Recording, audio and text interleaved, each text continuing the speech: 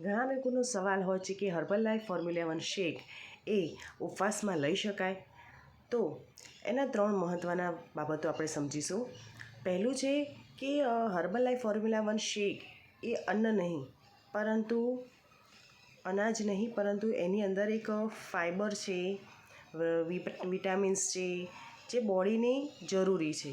તમે જો દૂધ, દહીં, છાશ અને ફરાળી વસ્તુ પણ તમે ખાતા હો, જેમ કે સાબુદાણાની ખીચડી છે, બટાકાની વેફર્સ છે, તો એ બધું જો આપણે લઈએ છીએ તો જેની અંદર બી આપણને ફાઈબર મળે છે, બરાબર. પણ ઓનલી ફેટ જ મળે છે એમાં બીજું કોઈ એનર્જેટિક વસ્તુ નથી મળતી, બરાબર. તો એના લીધે આપણી બોડીમાં ફેટ વધે છે. ઉપવાસમાં ઓવર ઇટિંગ થવાનું રીઝન બની શકે છે.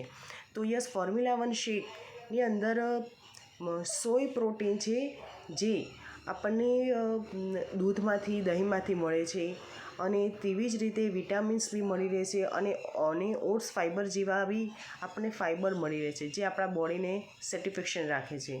તો તમે પણ જો ઉપવાસ કરતા હોય અને ઉપવાસમાં તમે શ્રાવણ મહિનામાં જેમ કે કાતરી, વેફર્સ અને અનગિનત આપણી ફરાળી આઈટમો તમે જો લઈ શકતા હોય તો તમે ફોર્મ્યુલા 1 શેક લઈ શકો છો, જે તમારા બોડીને મેન્ટેન રાખશે, ડિટોક્સ રહેશે બોડી, ઓવર ઇટિંગથી બચશો તમે.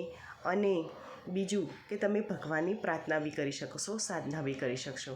તો એ તમને માહિતી યોગ્ય લાગતી હોય અને આવી જ રસપ્રદ માહિતી જાણવી હોય તો આજે જ DM કરજો, મેસેજ કરજો. તો હું ઉપવાસમાં તમે કેવી રીતે બોડીને એનર્જી રાખીને આ શ્રાવણ મહિનો લઈ શકો, લાભ લઈ શકો છો, એની હું આગળનો પ્લાન આપીશ. ઓકે, વિડીયો ગમ્યો હોય તો લાઈક કરજો, શેર કરજો,